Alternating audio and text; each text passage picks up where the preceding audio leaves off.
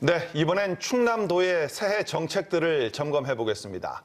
육아 등 신선한 복지 정책들이 눈길을 끌고 있는데 어떻게 추진되고 있는지 양승조 지사 모시고 말씀 듣겠습니다. 어서 오십시오. 예, 반갑습니다. 네.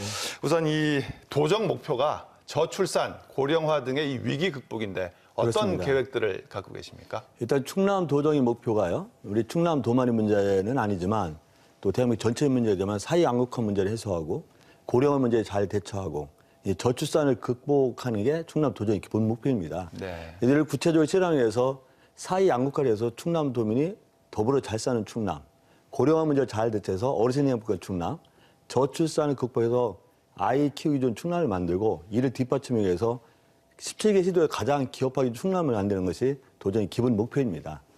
2018년에는 이런 도정 기본 목표를 갖다가 의제를 설정하고 나름대로 공감대를 확산시키기 위한 2018년이었다면 2019년은 이런 그 비전을 실현하고 정착시키는 해가 2019년이다 그렇게 말씀드릴 수 있죠. 네. 올해부터는 어르신들 버스비가 무료화되고 고교 수업료도 도에서 지원됩니다. 복지에 너무 치중하고 있는 게 아니냐는 지적이 나오고 있는데 어떻게 보십니까? 복지에 너무 치중하고 있는 건 아니고요. 실질적으로 우리 대한민국 OECD 국가에서 복지 수준이 총 GDP에서 차지하는 그 복지 예산이 한 10.5% 정도 되는데 OECD 평균이 21%가 넘거든요. 그래서 대한민국 전체로도 결코 과다한 복지가 아니다는 말씀을 드리고요. 저희가 저출산 문제라든가 고령화 문제라든가 사회 양극화에서 많은 예산을 투입하고 있지만 이건 중앙정부 예산을 확보하고 우리 지자체의 나름대로 예산을 적재적소에 활용함으로써 예산 재정적 문제는 크게 문제되지 않는다는 말씀을 드리고요. 이제 그런 관점에서 우리 충청남도가 2019년도 예산을 사상 최대인 국비를 6조 3,863억 원을 확보했거든요. 이런 그 확보한 중앙정부 예산이 충남 도정의 비전을 실현하는데 커다란 동력으로 작용할 것이다. 그래서 예산 문제, 재정 문제는 아주 큰 걱정을 하지 않으셔도 된다. 그렇게 말씀드릴 수 있습니다.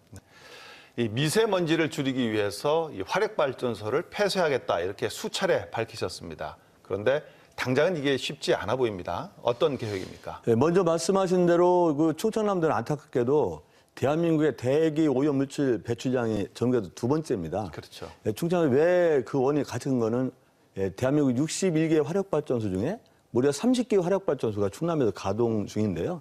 그래서 우리가 장기적으로는 2026년까지 한 14개를 폐쇄하고 친환경 발전 대체하는 문제인데 당장 그 노 화력발전의 그 기준인 35년, 36년 된 화력발전소 2개가 가동 중이거든요. 이것을 조기에 폐쇄하고 이 친환경 발전소로 전환돼야 된다. 그런 목표를 갖고 있다는 말씀드리고요. 또 거기서 폐쇄 전이라도 우리가 대기오염물 배출량을 자발적으로 감축하는 협약을 작년 8월에 맺은 바가 있습니다. 그 감약에서 최소한 2022년까지는 우리가 한 35% 정도 대기오염물질 배출량을 감축한다는 게 이 협약의 내용이죠. 3.1운동 100년을 맞았습니다. 이 독립운동의 성지인 충남에서는 어떤 정책들을 펼치실 예정입니까? 3.1운동의 성지라고 할 충청남도에서 3.1운동 100주년, 그 임시정부 100주년 정부 공식 행사를 충청남도에서 치렀으면 좋겠다는 건을 올린 바가 있고요. 두 번째, 3.1운동 100주년을 기념하는 3.1 평화운동 100년의 집을 갖다 건립하는 것도 우리가 준비하고 있고 또 윤봉길 이사를 소재로 한 창작 뮤지컬을 우리가 지금 준비 중에 있습니다.